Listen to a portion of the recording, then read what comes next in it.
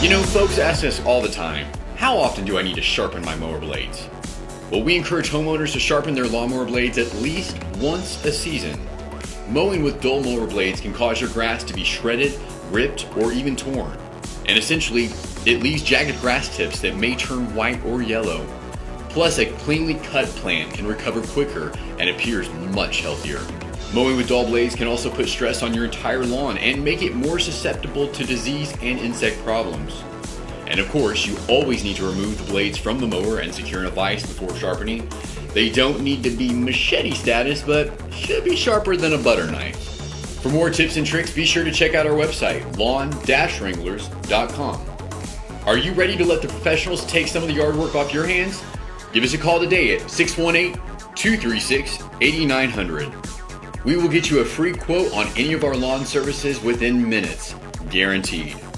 Lawn Wranglers, proudly serving the Metro East since 2003.